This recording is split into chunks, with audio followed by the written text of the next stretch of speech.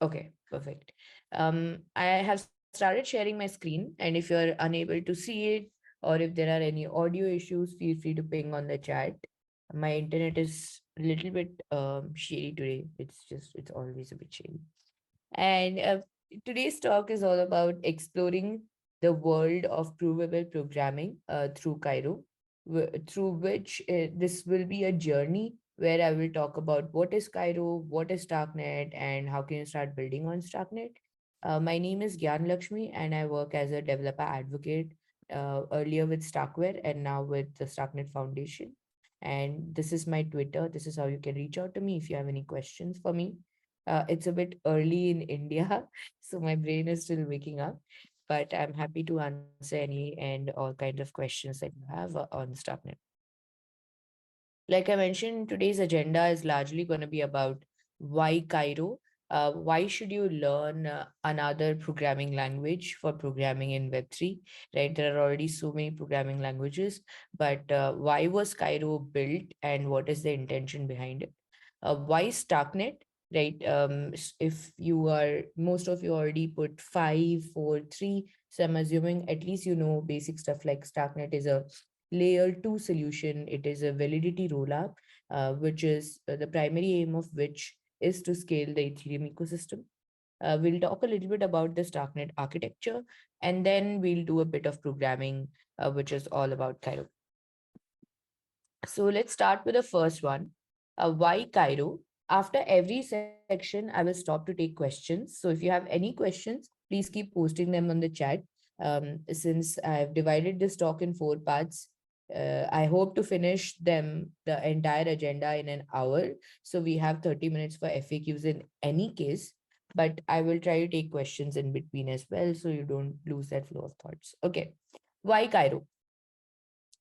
Some of these slides you might have already seen if you have attended any past Darknet talks. Credit for all of this initial slides goes to my colleague David Pareto, who's also a developer advocate now with Starknet Foundation. So imagine that you are a space scientist and that you will have to basically, launch a missile, right? Launching a missile is a very mission critical operation, and you will have to consider a lot of different parameters in order to do that. In order to make it the most optimized operation, you will have to think about how do you save fuel? What is the best launch window during which you can launch the missile? And what should be the best trajectory of the missile, right? All of these things put together probably lead to, optimized parameters in each of these sections will help you build a successful launch program, right? The space exploration program that you are working on as a scientist. How does this happen? Scientists build some algorithms and then they hire engineers who create these algorithms in Rust, right? Or in any general purpose programming like Rust.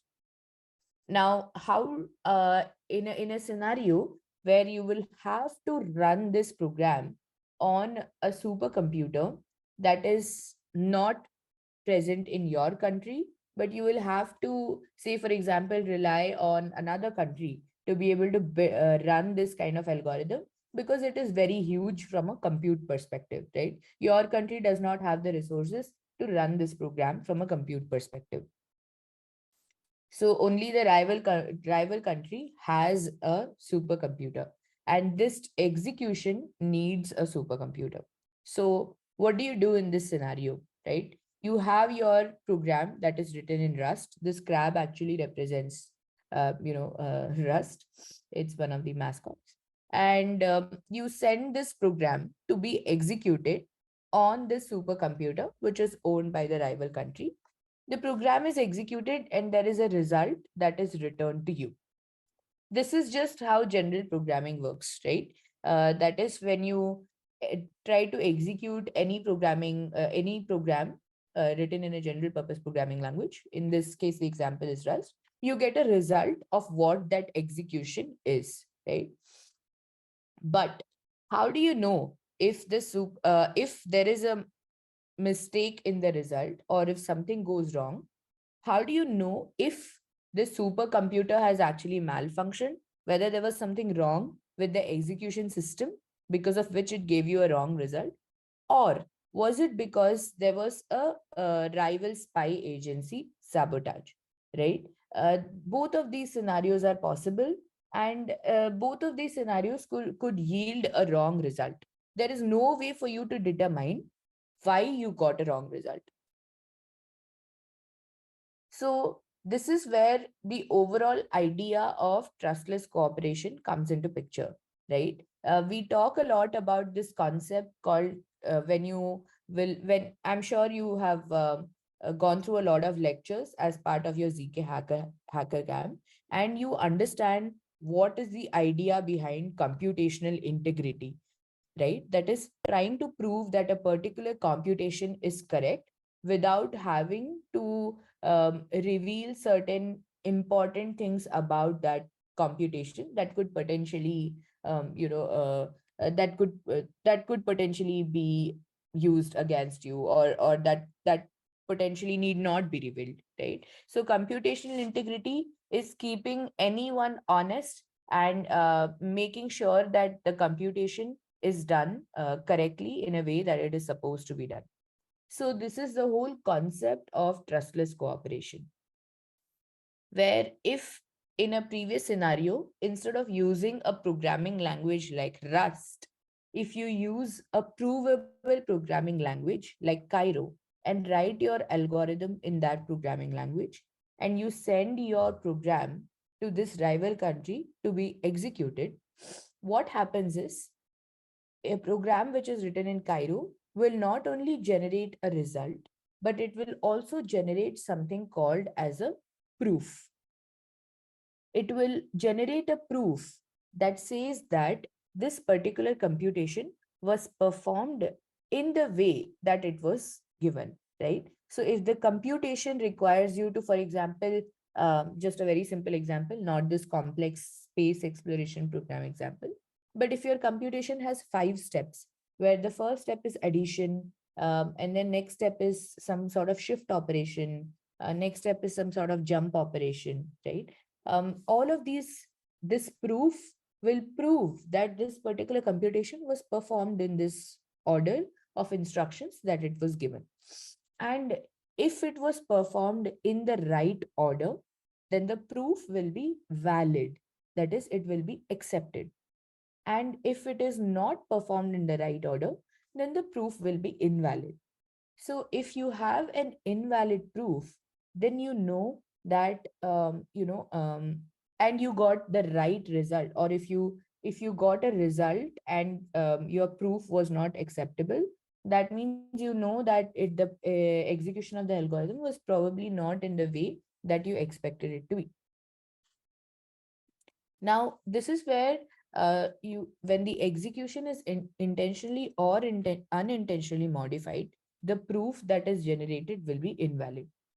And this whole principle of trustless cooperation can be used to keep to basically so that a regular computer can keep a supercomputer honest. And this is where the idea of computational integrity comes into picture. Here, this supercomputer can actually say that I have performed these operations with computational integrity, and here is a proof of that. Now that we have understood why it is important to actually learn Cairo, right? The idea behind Cairo was to create a highly performant layer 2 solution, which is built on top of zero knowledge proofs. In our case, it is validity proofs because it's not entirely zero knowledge, so that we can bring computational integrity into the ecosystem. Now, let's understand a little bit about why Starknet. But if there are any questions about the previous slides? Okay, I don't see any questions, so I'm just going to. Okay, so why Starknet? Most of us are familiar with the Ethereum ecosystem, I'm assuming. And if you're not, please put it on the chat and I will send you some resources to understand more about what is the current state of the Ethereum ecosystem, what has been the evolution of the ecosystem, etc. So with the L1, like Ethereum, the scaling problem is that whenever we produce a block, right, there is a state change that is happening. which, for example, when you deploy a Solidity contract and you want to, call some function, the value of a particular variable is changed, or something in the, in the blockchain has changed. So you store the state changes, right? So when you produce a block, you declare that the new state is 42. Now, what happens is that all of the validators who are part of the system will actually validate whether the new state is 42 by rerunning the entire computation, right? So they want to validate whether this state change is correct or not. That's the job of validators, right? And they will rerun this entire execution, the entire computation, to validate this new state change. Now, because of this, the problem of scaling has come into picture, where you are not able to, the more the network is congested, that means the more requests the network gets, the longer time it takes for one particular block or for one particular transaction to get confirmed, right? So when you might have noticed that a lot of NFT projects that were launched last year during the bull run, some of them which were very, very popular, hugely congested the network. The transaction fees became extremely high. Why? Because at that point in time, Ethereum was still on proof of work. So miners will pick the transactions or pick the blocks with higher incentive, with higher gas fees. And then also the time taken increases because the network is too congested, right? Why? Because the validators have to rerun the computation to verify the state change. But when you come to the concept of proof generation, right, validity proofs, it's basically, the concept is execute once and verify everywhere. So in here, the block producer, I'm sure in L1s there are the main chain is in most cases the block producer, but in L2s like Starknet, you call the block producers as sequencers. So the sequencer will not just produce a block with the new state change, but it will also produce a proof, right? As I mentioned, if you use provable programming languages like Cairo, it has the ability to not just give you the result, but also the proof. So the sequencer not just announces the state change, but also gives the proof as to what is the computation that happened to generate or to produce this new state. And now, instead of rerunning the entire computation, the validators just have to verify whether this proof is whether this proof is correct or not, whether this proof is valid or not. And you can see that the amount of time that it takes for the validators to actually verify the proof is much, much, much lesser than the amount of time that it takes to re-execute and recompute the entire transactions. And this is where Starknet as a layer 2 comes into picture by solving the scalability problem, wherein we are reducing the time that it takes for a particular block to be produced, as well as the fees that is associated with actually performing this whole operation, right? So obviously you're going to take lesser time, so you're going to not have to do that much compute, so you don't have to charge that much. So validity proofs are to computation like zip files are to file size, right? So in order to compress a file size, you use a zip file, right? You use zip. You compress the file size so it becomes easier to share, it becomes easier to use. Similarly, in a validity proof, you take a set of computations, right? In a layer, in a roll up, in a L2 rollup like Starknet, you take a set of computation, you put them all together, right? Like compressing a file, and then you generate a validity proof of all of these computations, which says that all of these computations have been performed in the way that they should be performed. So, what are validity proofs? Validity proofs are an implementation of zero knowledge proofs. Why do we call them validity proofs and not zero knowledge proofs? Because Starknet is a decentralized public L2, right? So, because it is public in nature, it is not entirely zero knowledge. So, there is a misconception that layer twos, which are built on the principles of zero knowledge, are only used for privacy based solutions. And by calling them validity proofs and actually giving the right sort of functionality to what is happening, helps you understand that you can just about build any type of application on Starknet. It's not just for privacy. So it uses the underlying principles of ZK proofs to guarantee computational integrity. What that means is doing the right thing even when no one is looking. So it's not about privacy, it's about scaling, right? You want to scale the ecosystem so that you can have more and more and more block space. You can basically perform a lot of transactions, and your ecosystem is not congested. Right? It can be used by masses. ZK rollup is a misnomer, as I already mentioned. Starknet is a validity rollup. And Starknet uses this algorithm called STARKs, scalable transparent arguments of knowledge, not SNARKs, which is succinct non-interactive arguments of knowledge. So now that we have crossed that part, let's quickly understand what is the difference between STARKs and SNARKs. So there are certain parameters in basis which proof systems are being improved as we speak. One of the parameters is, of course, the verification time, right? How much time does it take to actually verify a proof? It's not just about like we said, that the amount of time that it takes to verify a proof is much, much lesser than the amount of time that it takes to re-execute the entire computation. That is obvious, but we optimize more and more on the time that it takes to verify a proof. So in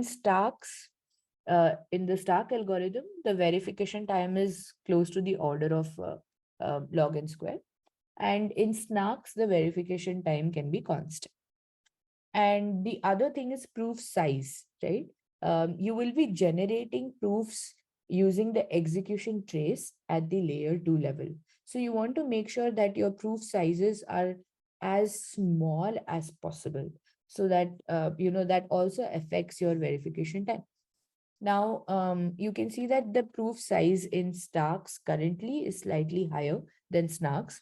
Some of these numbers are probably not exactly correct, because this presentation was made quite a while ago, and there's been a lot of significant improvements in this space since then, as there's constant research going on. But more or less, you get the idea. The comparison is between Starks and Snarks, in the sense that the most important parameters are actually the ones that are below. Stocks are decentralized by nature. That is because they don't require a trusted setup. Whereas snarks, in order to generate ZK proofs using the snark algorithm, you need to have something called as a trusted setup, which is a sort of a ceremony. You can read more about it. There is one popular one called Powers of Tau, which is used to basically create a key that can then be used in the snark algorithm. Whereas Starks are inherently decentralized because they don't require a trusted setup. So Starks are slightly better than Snarks in that context. Definitely better if you're looking to build a decentralized system. And then they are also quantum secure. Both of these things make Starks more powerful, and they make them one of the obvious choices for anything that you're building for down the line 5 to 10 years, right? You want your product to be sustainable. You want to make sure that it doesn't get broken by the cryptographic algorithms, do not get broken by your quantum protocols. So in that case, it makes Starks an obvious choice. In terms of verification and proof size, there is still a lot of work that is being done. to optimize these numbers. So they will definitely come down overall. So why Starknet? Because it guarantees computational integrity without re-execution. Proof verification is much cheaper than the underlying computation.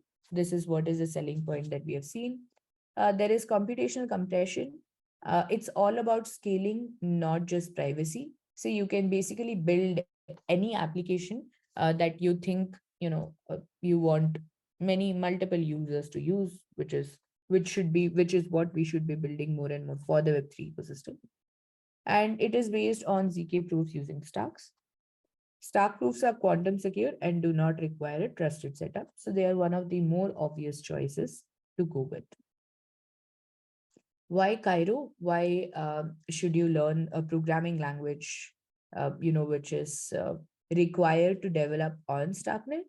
Because it can be used to create provable programs. So I want to mention at this point that Cairo is not just a provable programming language only for Starknet. It is a general purpose provable programming language. So you can actually also use Cairo eventually to program on other, to build something else which requires provable programming. In Cairo helps you to generate a cryptographic proof alongside the result. So you can verify the proof. And proof verification can detect cheating or malfunctioning without re-execution. A regular computer is able to keep a supercomputer honest. Right?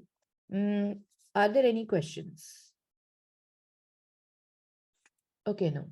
I'm going to move forward now. If you have any I see something.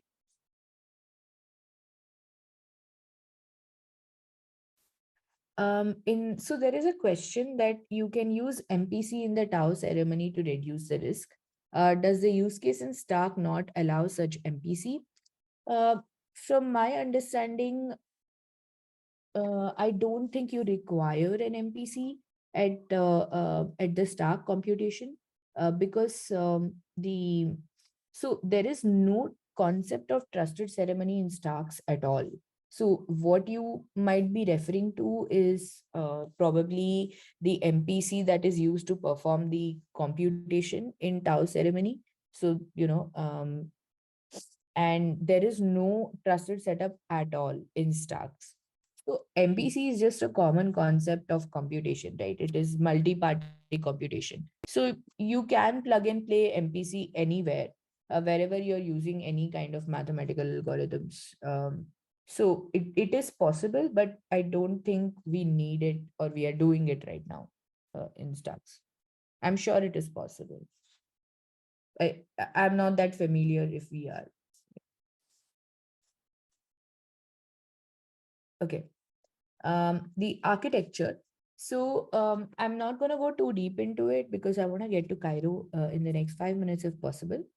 So the idea is, how do you convince strangers that a particular proof system is correct, right? You can say that, hey, you know what? Let's just go through this example. So Anna has her laptop. She runs a Cairo program which compiles to Cairo assembly and then executes on the Cairo VM. So right now, the order is a bit different. A Cairo program compiles to something called as Sierra, which eventually then compiles to Cairo assembly and is executed on Cairo VM. So all of this is happening on Anna's laptop, right? And then Anna gets a result saying the result is 42.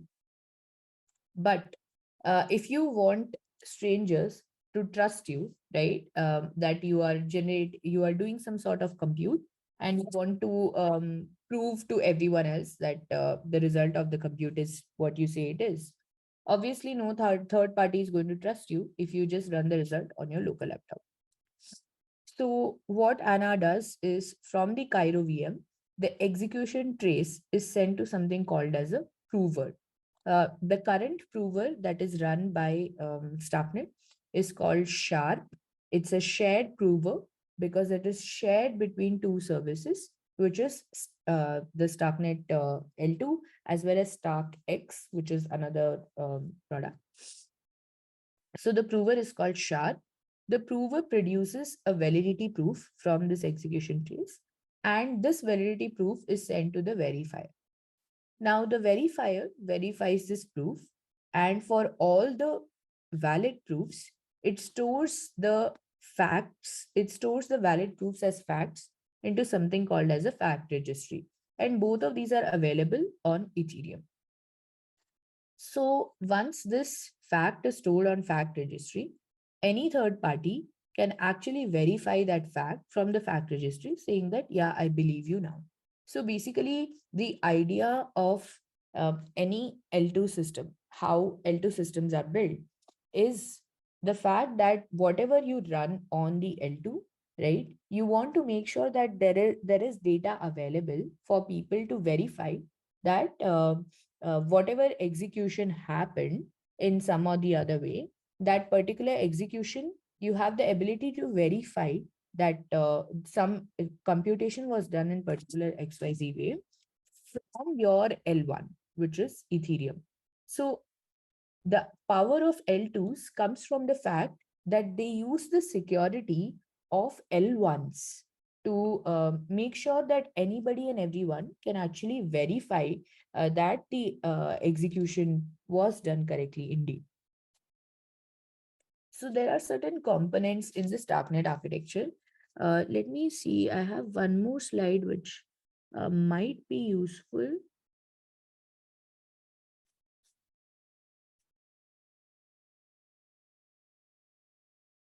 Mm, yeah, I think it's pretty much the same, but this is a similar slide to, uh, oh, are you able to see my slide? Let me stop share again.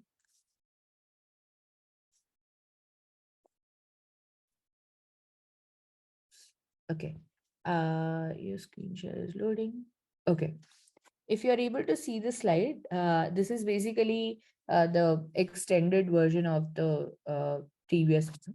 So instead of just doing the creating the proof itself, instead of basically creating the block on your laptop, which is something that you would do, which is what I showed in the previous slide, that an individual also can actually execute, run a Cairo VM on their laptop and then send an execution trace to the prover.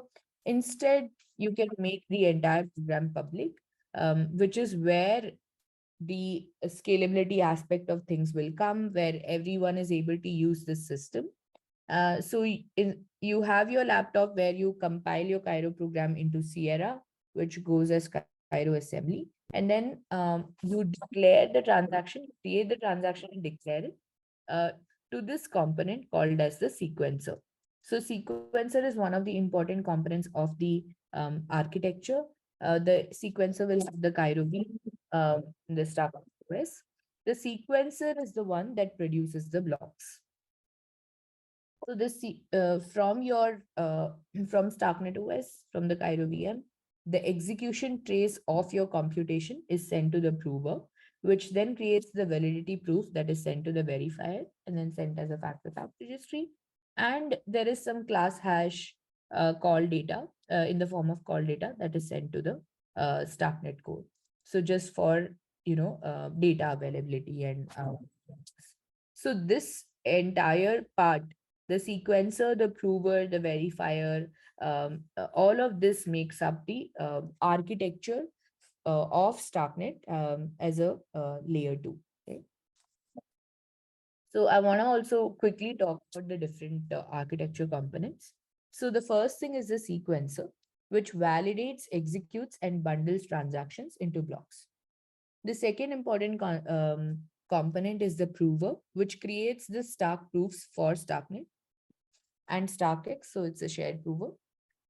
Then there is the verifier, which is the L1 smart contract that verifies Stark proofs from SHA. And then there's the fact registry, which is the L1 smart contract that stores the result of all verification jobs. And then you have the Starknet core, which is for data availability. And you have the full node, which provides data to L2 dApps. Okay, now might be a good chance to take questions. Who can be a prover on Starknet? Does it require strong computing power to support it? So right now, the main prover, which is the sharp prover, is run by Starknet. However, there are different people who are building open source provers for Starknet. For example, there is one of our community members who recently built a prover themselves, and they actually open sourced the prover. What they did was they re-engineer, basically they reverse engineered the verifier contracts and built the prover. So there are two efforts that are right now going on to make the Starknet ecosystem more and more decentralized. Of course, the first one is building a decentralized sequencer, and the second one is building a decentralized prover.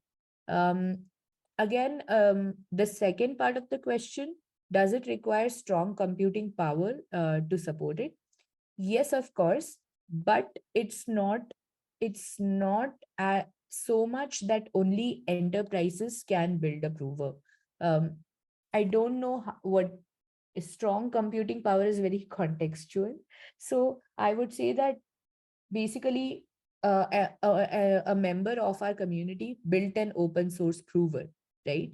That means you should be able to build it. So it of course requires good amount of computing power, but not as much that only big infrastructure or enterprise communities can build a prover. So this is one project that a lot of people are interested in right now, building their own provers. The sharp prover, which is the prover that is built and maintained by Starknet, will also be eventually open source. It was announced earlier this year, but you can also build your own prover. So anyone can actually build their own prover or can run their prover. Right now, you can't run the sharp prover because it's not yet open source. But when it does, we expect more members of the community to run this prover and become a prover themselves. Mm, yeah, you're welcome. If there are any other questions as well, I know two people ask questions around the prover, so I feel like that's an important topic that I need to address. How to design incentives so that the prover is willing to consume computing power to generate proof? That's a good question. I think it's more of an economics question than a technical question. But I would presume that so the idea of when you are running any layer 2 infrastructure, right? Of course, one of the things is that you want to contribute to the decentralization of the ecosystem.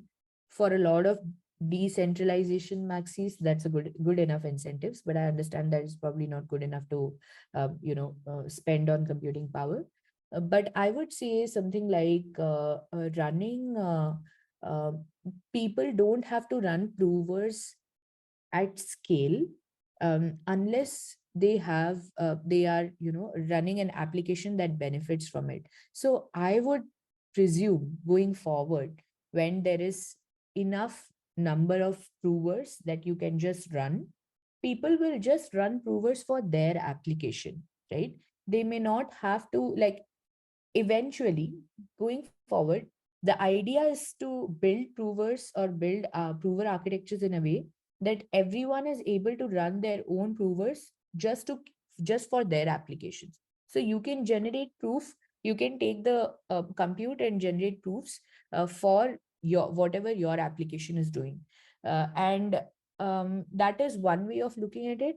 And the other way I would think is that there are going to be incentive models for running sequencers, right? Because right now even the sequencer is not decentralized.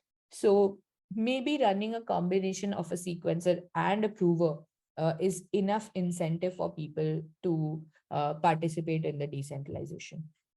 These are just my thoughts, to be very honest. I think the incentive system even for the sequences is being designed right now, because as I said, these are some of the components that need to be decentralized in not just in Starknet, but almost all of the other layer twos, right? So probably a combination of running a sequencer and prover is incentive enough that you get good incentives from running the sequencers, and that helps you uh, probably, in part of running the prover.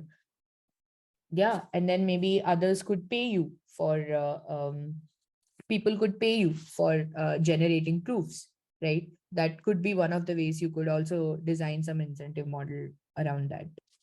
But these are some of the things that come to my mind. I'm obviously not good at economics at all. So I'm probably not the best person to answer this question, but just want to share my thoughts. And there is a lot of discussion going on in the Starknet forum as well.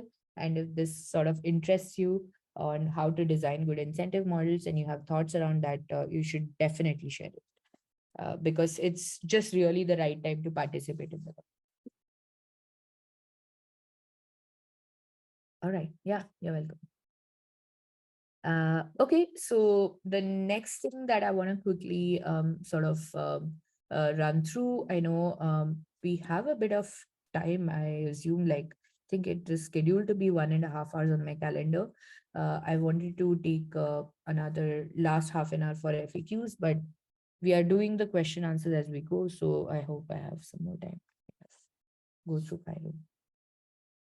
Okay, so in this section, it's going to be all about Cairo. So this is our last section of the talk session, hands-on programming. And before we start, what I want to do is I want to share this document as a prerequisite for those who are interested in. This is the right one. Yeah, okay. For those who are interested in the hands-on that we will be doing later on, just in this session itself, you would want to install this CLI called Starkly. It is the Starknet CLI that is going to be used now, and it would sort of help in the hands-on. And then I would also want to share this setup link, which is setting up your Starknet development environment. Here also you have instructions to set up Starkly, and then you have instructions to set up Scarb. So we will use two things. We will use Starkly and we will use Scarb to actually compile our programs and then deploy them on Stark. So while I'm going through this Cairo slides, which is not much, you can just get started on the setup parallelly.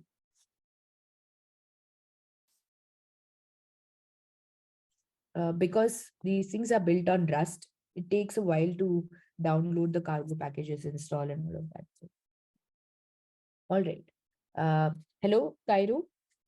What is Cairo? Cairo is a high-level Turing complete language. Like I said, it's not right now. Cairo is extensively being used in the Starknet ecosystem, but we hope that Cairo can be also outside of the Starknet ecosystem to create products that depend on that use provable programming. It creates Stark provable code. So basically, like you have already seen, apart from producing a result, it can also produce a proof, which are Stark proofs. It's easy on the eyes for builders, especially the latest version. It is very much like Rust. So basically, if you're learning Cairo and you don't know Rust, then I would think like of it more like, you're learning two languages together, which is a huge advantage for you, irrespective of whether you want to continue in the Web3 ecosystem or not. Rust is a very, very interesting language. It has been rated one of the most favorite languages of developers in the last couple of years by Stack Overflow. So it mimics a lot of concepts of Rust, Cairo. So what are some of the characteristics? It's a high level language. It's not a low level language. It is used to write smart contracts for Starknet right now. The syntax is highly inspired by Rust. It's strongly typed. Uh, the program, a Cairo smart contract gets compiled to a safe intermediate representation called Sierra. And then why this is important is because the safe intermediate representation ensures that even if a program fails, a proof is generated, right? This recent architecture change was made with Cairo, which was very, very important. This Sierra program gets compiled to Cairo assembly, which is CASM. And from there on, your validity proofs are generated. It's verified at Ethereum level. So this makes sure that even if, because if a program fails, even if a program fails, a proof is generated. The sequencers are always compensated for their work.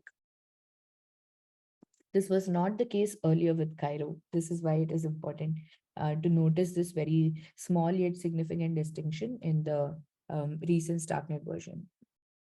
Okay, so I've already shared the installation documents with you.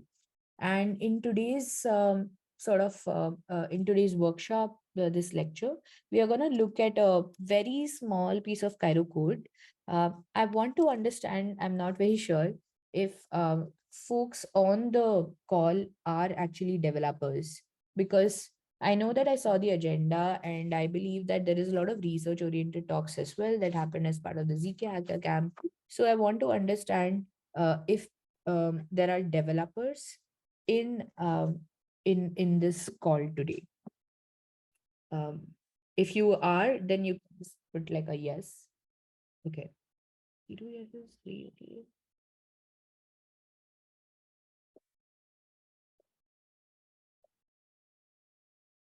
Okay, amazing. Okay, there are some significant amount of developers. Okay, so then in that case, let me just move ahead. Thank you for sharing that. So today we will talk about, from a Cairo perspective, we will talk about the structure of a Cairo contract and what are the different common elements and how do you work with these common elements, right? How do you write a simple Cairo program?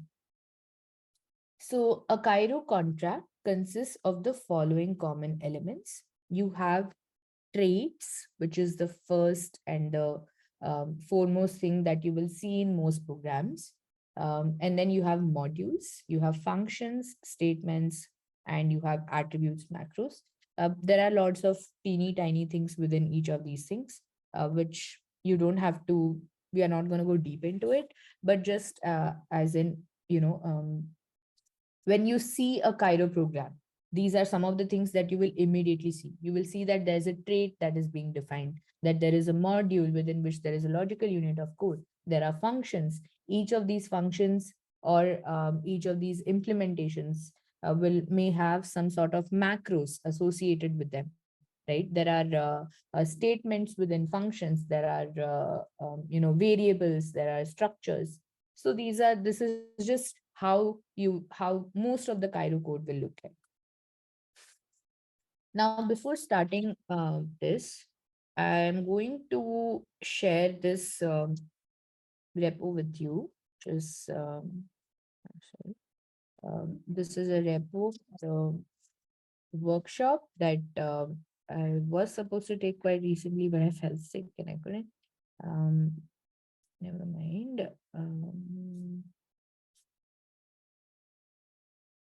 Okay.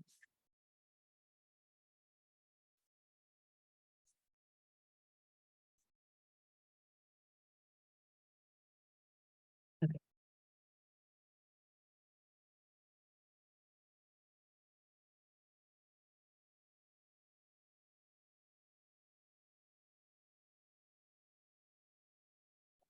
So once you have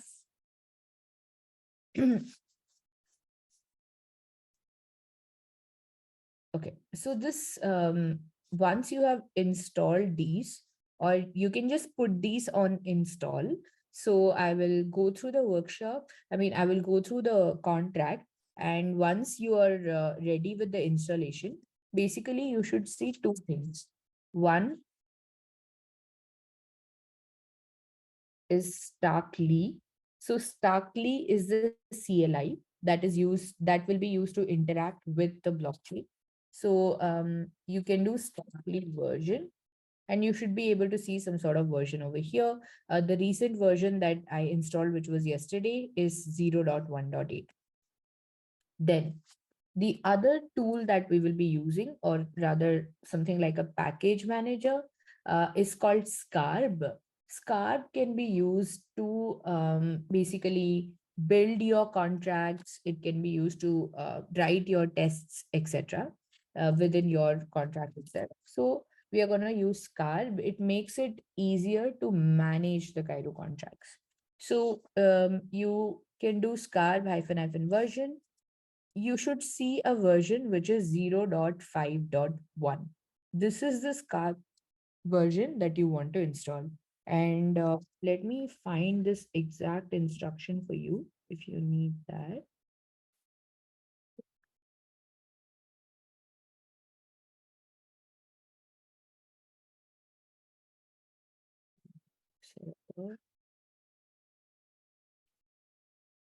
So this I'm copy pasting in the chat. Oh, sorry, in chat. So this is the yes, thank you, Tao. So basically Tao posted uh, the command to install Scar, but I'm posting the command to install a specific version of Scar, which is 0.5.1. Uh, wait, I stopped sharing. So why is this version matching important? Starknet is undergoing a lot of changes. So, and a lot of changes very fast. So in order to catch up with a version, you want to make sure that the versions of Cairo that you're using to compile, you will have to use the same version, which, I mean, you'll have to use a CLI version that matches this. So how do you sort of check that? Right? So you do starkly declare help. So when you run this command, it gives you a different options on what the declare means, right? I mean, what are the uh, arguments related to declare? But what we are looking for is something called as a compiler version. So you see the compiler version of the Sierra, that is the statically linked Sierra compiler version. Possible values are 2.0.1. That means this is what Starkly supports right now. So you want to make sure that your Cairo version is 2.0.1, which is associated with Scarp version 0.5.1. So there might be a question, why are we using two of these things? Let me explain very briefly.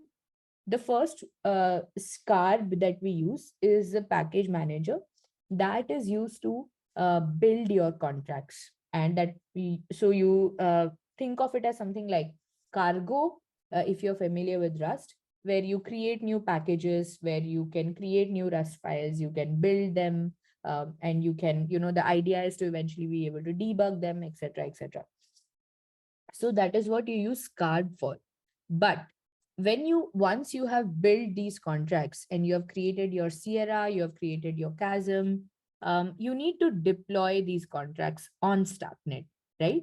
So deploying any sort of contracts on Starknet is a two-step process. The first step is called declare, and declare is basically declaring to the blockchain that this is the ABI, or this is the contract that I'm going to deploy on top of the blockchain, on top of Starknet. And the second step after you declare is deploying. So once you declare, you will get something called as a class hash. You will use that class hash to deploy that contract on Starknet. Now, to declare and deploy your contract and then interact with that contract, that is perform read and write operations, we use a CLI tool, which is Starkly. So that's why you need to install both of these, Scar and Starkly. Scar for creating a new project, and your Starkly for being able to interact with the is it possible that Cairo supports other snark-proof system in the future? I think yes, it is possible. There is actually some work going on in this space where people are working on a project that is trying to prove snark-proof using. I don't exactly know if it is, but I think it uses Cairo. So there is this project called Garaga, which can enable efficient pairing operations on Starknet. So you can see that this is actually being able to, being able to prove snarks on Starknet. That is, would enable privacy preserving computations. And then there are some other digital signature schemes, etc., etc. So this is an interesting project. They do use Cairo, so you can see. Yeah, so I guess it is possible. If this is of interest, I'm gonna use this. Yeah. All right. So let's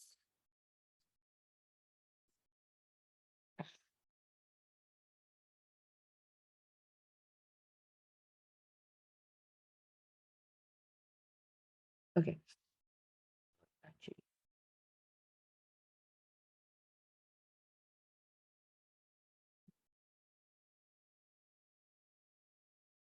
I'm going to just open this up in VS Code. So we have the code with us as well. And then I'm going to also go back.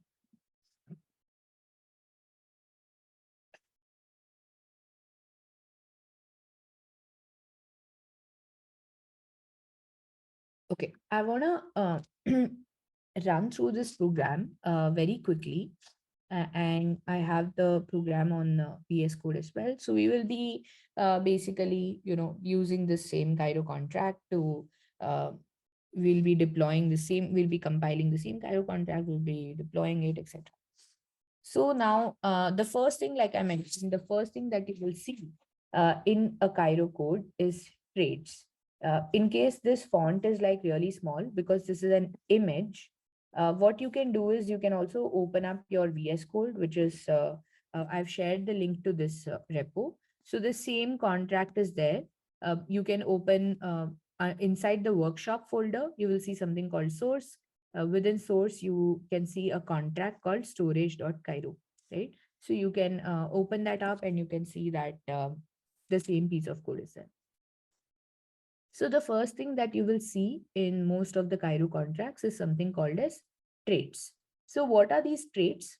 Traits specify the functionality blueprint of what functionality will this contract hold, right? It doesn't have to be exhaustive, but it will have the functionality that is most likely required to be accessed from the external calls, right? So think of these traits, or in fact, traits are interfaces that you define for your contracts, right? So that's why when you define a trait, you can define a trait for your entire contract outside of your contract or outside of your module, and you will have to add a macro to it called as Starknet interface. So you will see a lot of these macros, and similar to Rust, these macros expand into another piece of code that tells the compiler what this particular piece, um, what the underlying piece of code below the macro is supposed to do, how the compiler is supposed to treat this piece of code. So here you can see the first thing is defining interfaces. So here we have a simple interface called storage. So this is a trait. So you use the keyword trait while defining a trait. And then a trait can support generic data types. So in this case, we are providing one generic data type, which is T, right? And then what are the functions that we want to have as part of our simple storage contract? So, and these are the functions that can also be called externally. So we have a function called store, where we are going to store a particular value. And we have another function called retrieve, where we are going to retrieve a particular value. I will talk about these arguments that are there in just a little bit. But basically, any sort of Cairo contract that you come across, you will see that there are traits that are being defined for that particular Cairo contract. The keyword that you use to define a trait is trait. And if you are from a Solidity background, then a similarity to this is basically interfaces. Let's take a look at another Cairo contract, another Cairo contract, which where also we have defined a trait. So I'm going to send this to you.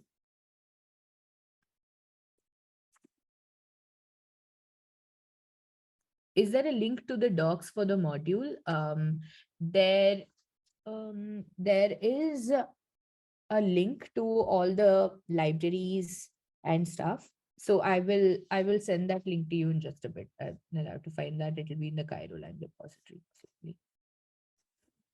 So here there is another contract which is called as the voting contract. So you can see in this contract also that just outside of the module, which is our main contract, I'll come to that. We have defined a trait.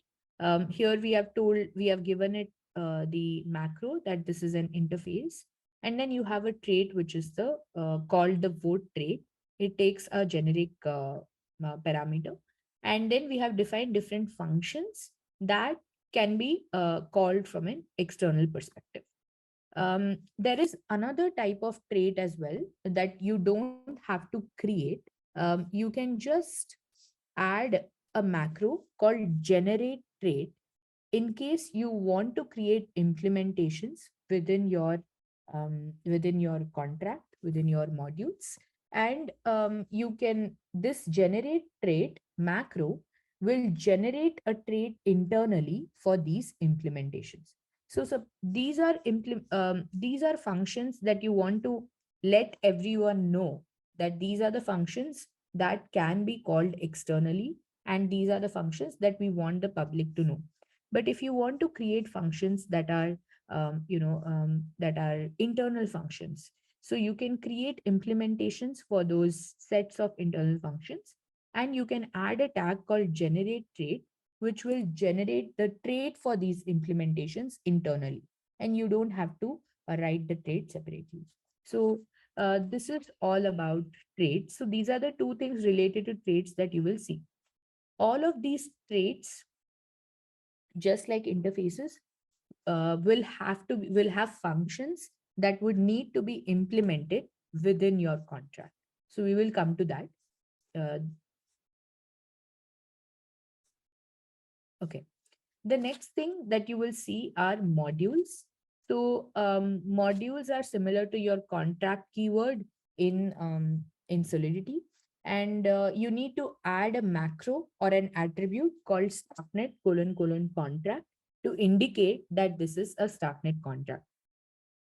So for because Cairo is a general purpose provable programming language, if you are going to write Starknet contracts in Cairo, you will have to mention for all of these different attributes that A, this is related to Starknet, and B, what kind of component is this? For example, because this is a smart contract, we have to give the macro Starknet : contract. So we have to add this attribute to our contract body. That is which is the main logic holding body of the code. So the keyword to create a contract is, or a module in this case. So contracts are modules, and a module in Cairo encompasses the business logic as a single unit.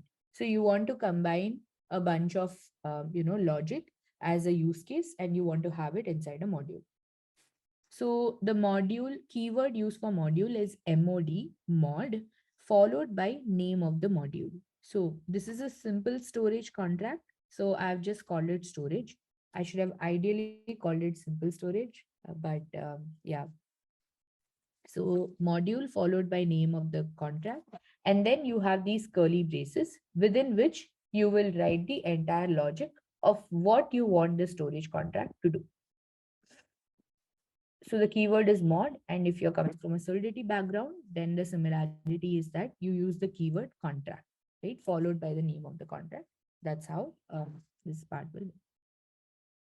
Now, the next thing is before actually moving to functions, I want to highlight a little bit about this storage, right? And if it's not clear here, let me open up the VS Code. So here, oops. Okay. So how do you define storage in a Cairo contract? You have to use the attribute storage, which is a tag like this. And then if you want to define permanent storage variables, you will have to define them inside a structure called storage. The name of the struct has to be storage with a capital S, and you will have to attribute it with a macro, which is storage. So you have struct and then storage. Within this structure, you can define as many permanent storage variables as you want. So in this case, we have a permanent storage variable, which is name of the variable is val and the type of the variable is U32. So if we go back and see the other alternate example, which is the voting contract, you can see that this struct storage has different types of variables that are defined. That is yes votes, no votes, uh, can vote. So the legacy map is basically like a hash map. Sorry, can vote, registered voter, etc. Right? So you have different types of variables that you can define. Okay, so the next thing on the slides is functions. Let me just use this contract here to just explain what it's like. So all of the functions, most of the functions will come under implementation of certain traits. Like I said, you can have a public trait that you can implement, that you will have to implement. And then you can also have other implementations where you can add the generate trait tag and have your internal functions, or have maybe read only functions and things like that. So you can have a combination of that. You can also define functions just like that without an implementation around them. But the best practice now in Cairo is to be able to define an implementation and club the functions of similar types together. So this has been suggested as best practice now because it is one of the best practices to actually write good code. And also it helps you understand what are the different types of functions that are working together, right? Like, for example, you can club read-only functions together within an implementation. You can club functions which are mainly for assert, right, under one implementation. You can club the internal functions under one implementation. So it helps you compartmentalize and modularize your code. So that is the best practice that we are suggesting. So most of the functions will fall under implementation. So how do you write an implementation for a trait, right? So you have the trait, which is the name of the trait, and then you define an implementation for it. You implement the trait by creating an implementation. So you can have a name of the implementation. The general best practice recommended names are like name of the trait followed by IMPL, and then this implements which trait. So you have to mention that. So this is the implementation of simple storage. We have to use super because this is outside this module. Okay. So you say that this is an implementation of simple storage. So super colon colon simple storage. And then we are going to pass something called as the contract state. Now, this is one of the important elements in a Starknet Cairo contract.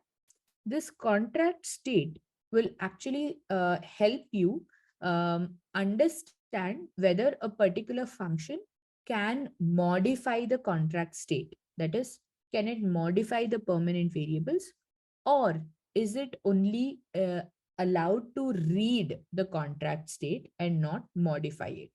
So let's see how functions will use this contract state to indicate whether they are read-only functions or whether they can actually modify the storage.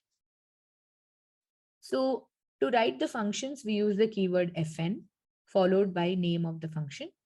And then every function will have this argument called self. Now you can have a self argument with this reference keyword, in which case it indicates that this particular function can actually modify the contract state. So you can write to the contract state only in functions which take a reference to the self argument. Whereas in read-only functions, where you also have to take the self argument, but you're not taking a reference, right? You are just taking the contract state. And in this kind of functions, you will not be able to write to the contract state. You can only read to the contract state.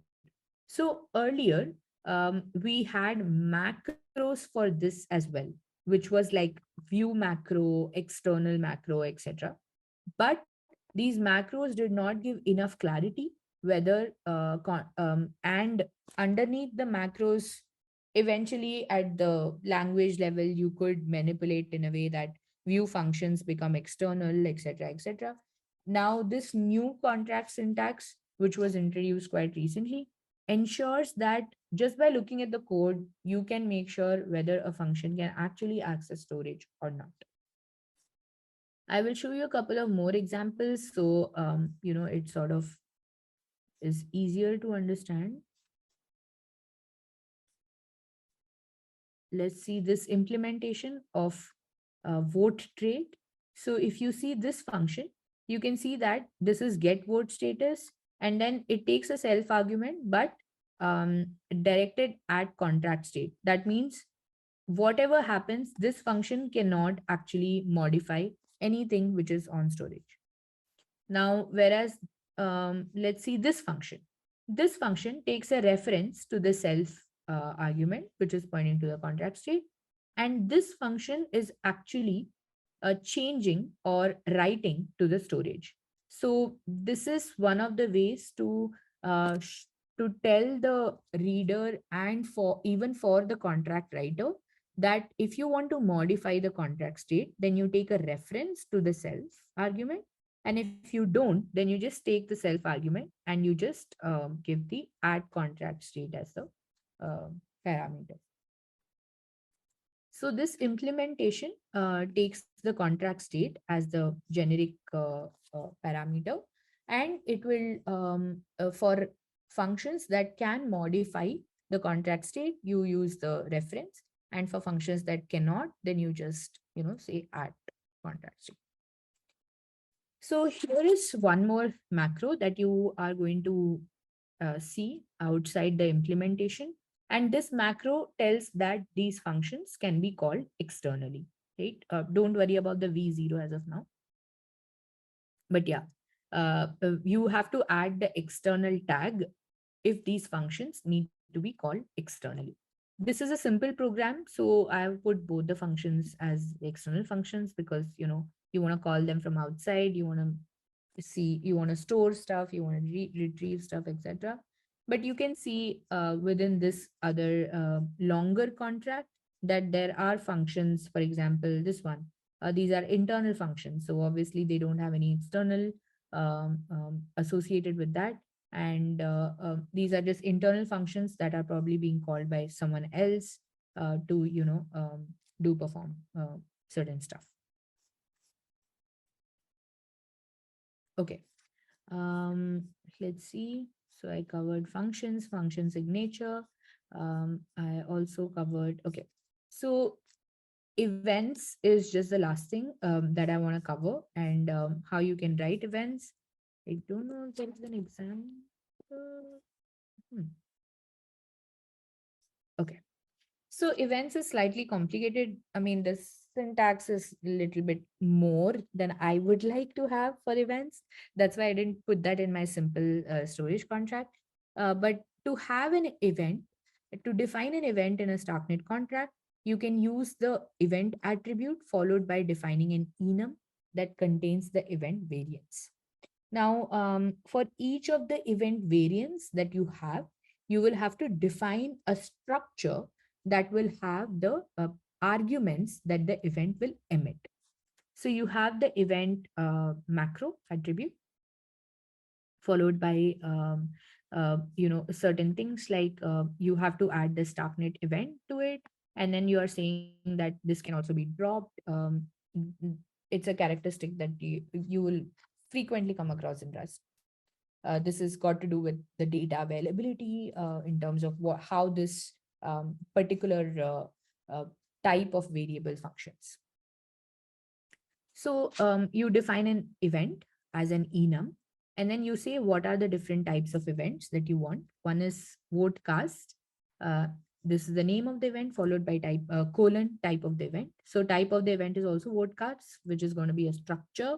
And then this is again name of the event, which is unauthorized attempt, and then the structure for that.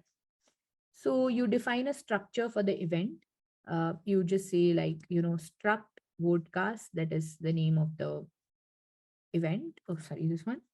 And then you define the parameters that you want to emit. So when a particular vote is cast, you want to emit the voter, the type of who is contract address, and then you want to emit their vote.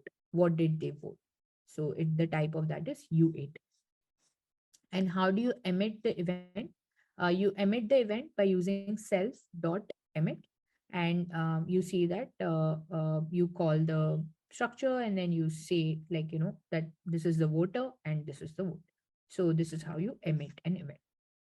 Now I want to go back to the contract and just quickly go through how this contract is written from a logic perspective, right? Because we have seen the structure of the contract, but it's also important to understand, okay, how do you build the logic. This one is very simple. So we have a trait that we have defined to store and retrieve a value, right? A U32 type value. So we have the module, which is storage. Within that, we have defined a structure called storage, and we are going to define a variable value, which is of type U32. We are going to implement our simple storage trait by using the contract state. So the first function that we have written is store. So we have the self argument, which is going to be with every function, but here we need a reference because we need to manipulate the value to store a new value. And then we take the value, which is a parameter, right, which is an argument, as to what is the value that we are going to store. Within this function, we are going to call this value by using self. So we say self dot val dot write. So we're going to write this value into this particular variable by using the syntax self dot val, which then gets, this for us. And then we write this storage variable with the new value. So it's very simple, straightforward. And when we want to read it, um, we have a function called retrieve, and then we have the self argument. Since we are not gonna do any writing here, we don't need a reference. And to return, we are gonna return a U32 because this is a read, right?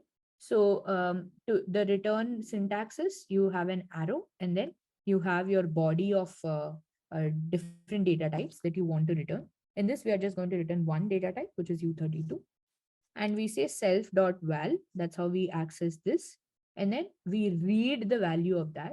And in Cairo as well, similar to Rust, the last statement, if you don't add a semicolon, it just gets returned. Right. So this is basically equivalent to writing something like return, like this. So you can either write like this, or since this is just one single statement, you can remove the return and just have it as this. So this gets returned as a U32. So this is a simple example. And then we can also see, if you go to the voting contract, you can see a more complex example of what are the different functionalities that you can do. One of the other small things that I want to point out is if you want to import external libraries, you can do that by using this keyword use. So here we are getting a type of variable called contract address. And then we are also getting a function called get caller address. We are also externally importing this type of variable over here called contract address. So you can basically, import stuff as well. I didn't need anything in this contract, so I haven't imported anything. So this is a simple Cairo contract, a structure of a simple Cairo contract. Now, before I want to close, I want to also tell you now, how do you actually, create a project? How do you compile, etc., etc. I'm going to very quickly go through that. If you have installed stuff, then you can do it with me. But if not, don't worry about it.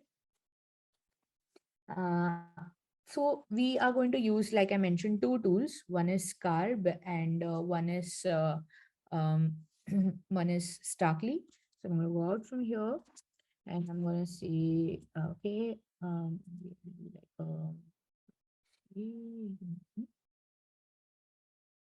sure. Okay. So I'm going to use Scarb to create a new project. So I'll say Scarb new simple storage. This is the name of my project. So once you do this, you can see that within this folder, there is a package called simple storage that has been created. So Scarb new will create a new package for me. What is there in this package? Let us explore. So I'm going to open this up in my VS Code. A default scarb package will contain a source directory. It will contain a scarb.toml, right, which is the file that is used for configuration and all of that. And then your standard git ignore. Within the source directory, you will find that there is a simple Cairo file. If you see this code, this is not a Starknet contract. This is a simple Cairo file, right? So this is called lib.cairo, and you have a simple Cairo file that is present over here. Now, because we want to start writing contracts, what we are going to do is we are going to modify scar.toml to support the contract dependencies. So I'm going to go back to my other this piece of code that I've already created, and I'm going to show you what this scar.toml looks like.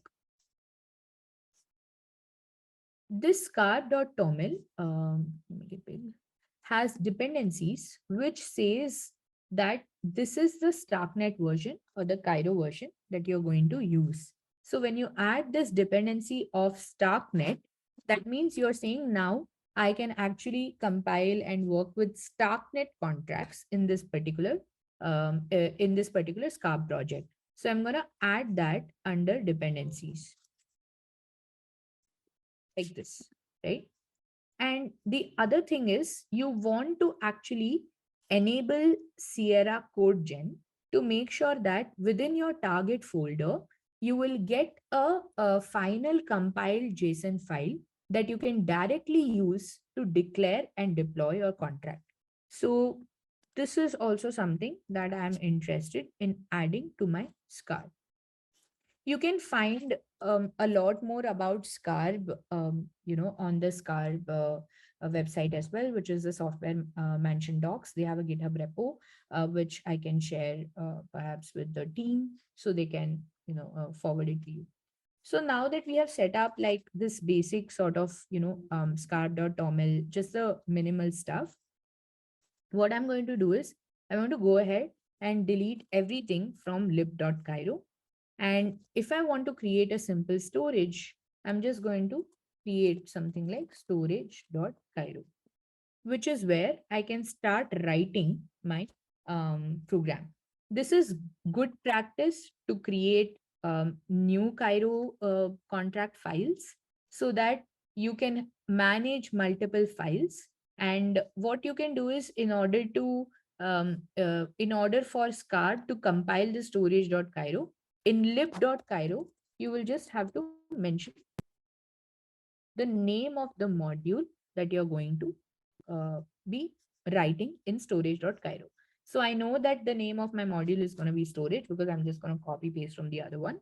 But the more modules you have, the more you can kind of keep, writing this like something else, states or something, and then mod access or whatever it is, right? That you're going to create. You can add that within the lib.cairo. So within storage.cairo, you can start writing your code. We don't have enough time to write code, so I'm just going to copy paste and just save this. I'm going to close this one or just minimize this. Okay. So now you see the structure. The structure of this simple storage is that you have a lib.cairo, which refers to this module storage. And within storage.cairo, we have a module storage. And we have this piece of code which talks about, which is a simple storage where you can store and retrieve a value. And then you have in the scar.toml, which is like configuration file, you have some of the things that were there by default, and then we added dependencies. We added dependencies to support Starknet contracts, and then we added one target dependency to enable Sierra CodeGen. So once you have done this, you can go to your terminal and you can say scarb build. So Scart build has now finished compiling simple storage, right? And it will generate the respective files within the target folder. So once we have built our contract, you can see that there is a target folder that is created for us. And within the target folder, if you go within dev, you will see two files. One is basically an artifacts file, which says that this is the first version of simple storage. And then, what is the name? What are some other different artifacts that are available? What is the most interesting artifact for us is this, which is simple storage. The Sierra.json file. So this is that artifact. Now this basically has the Sierra program for you, which is the intermediate representation, right? You can see that the Sierra program is just, full of, yeah. So you can see the Sierra program like debug info, what are the different things that are there. You see simple storage, the value, and then you have how it is stored internally within the system. You will also have this, like you have the constructor, the all of the things that are associated with the compiled version of the program you will find over here in this file. And this is the file that we would need in order to declare our contract and deploy it on Starknet. Now, in order to declare and deploy our contract, like I mentioned, we will use this tool called Starkly. Right now, I'm not going to, okay, before that, before you need to declare and deploy your contract using Starkly, you need to create accounts for yourself, right? Because you need an account to actually declare a contract and to deploy a contract on blockchain, right? So if you go through this Medium article, here towards this part, you see that there is integrating a Bravos smart wallet. What that means is you can install a wallet which supports Starknet. So you have two popular wallets. One is Argent and one is Bravos. And using this Bravos smart wallet, you can actually create an account over here. You can import that into your Starkly and then create a signer for this. So once you have created an account, you can use this particular account to declare and deploy your smart contracts. So for example, if I say like, if I want to start me declare, and then I can say like target dev, and then okay. So I haven't mentioned any valid provider. That means I haven't mentioned any external RPC. So this uses a default Goerli one network, which is fine by me. So I don't know. Ugh, okay. I don't know what my password is. Okay, perfect.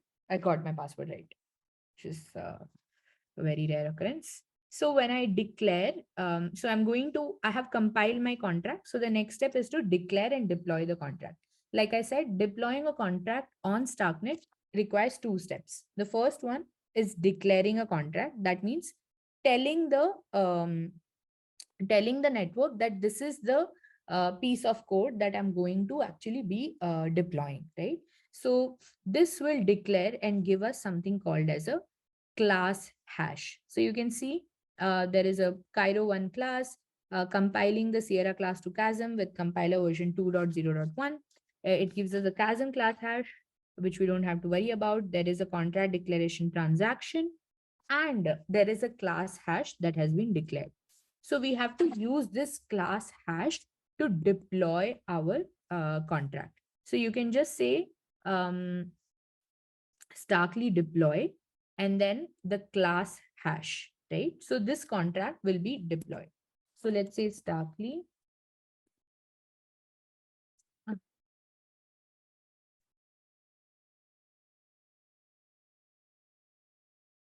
So this is the, every time it asks me for a key store password.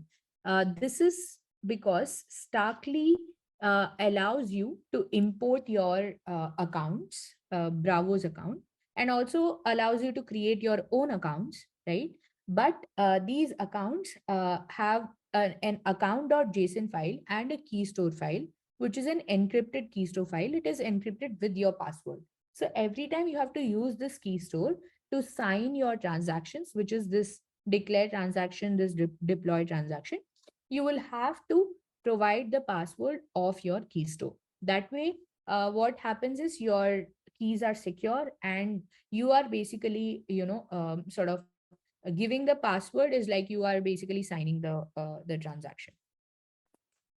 So you can see here, oops, sorry, that the contract will be deployed at address. That means this is the address of the contract deployment transaction, and contract deployed, right? So let's take this transaction and observe it on Starkscan, which is one of the explorers of Starknet. So I've directly gone to the testnet because this is deployed on Guerli 1. And you can see that this is the transaction which is actually, invoking a contract deployment. So you can see that this particular class hash was deployed and this is the contract address. So you can see what is the call, that is deploy contract. So deploy contract is the call that was made and the contract is also deployed. So the contract will be deployed at address this. So we can also see the contract. Okay, so this is the contract. We can read write contract. So we have a write function which is stored, and then we have a read function which is retrieve, right? So we have deployed a contract and we are able to see the functionality of the contract as well on Starkscan. Okay, that was pretty much it. I know I took all the time that was available to me, but yeah, I just want to say like thank you so much for attending this workshop today, and I hope that you learned something new and you are excited and curious to explore more in the Starknet ecosystem. And if you need something from me, feel free to reach out if you have any questions whatsoever, and happy to help. Great, Gnana. Thank you so much for this intensive session. And I, like myself, I really learned a lot. Hope everyone learned a lot as well. If you have any final, like last minute questions, feel free to drop in a chat. Great, very informative session. Thank you so much. Yeah, thank you. Great. All right. Let's call it a day. Thanks. And let's keep in touch. Sure. If you have any questions, you can relay it through the organizers. I'm in touch with them and yeah, happy exploring. If you need any resources as well, let me know. Great. Happy to have you. Have a great weekend, everyone. Yeah, have a great weekend, everyone. Yeah, thank you so much. Thank you.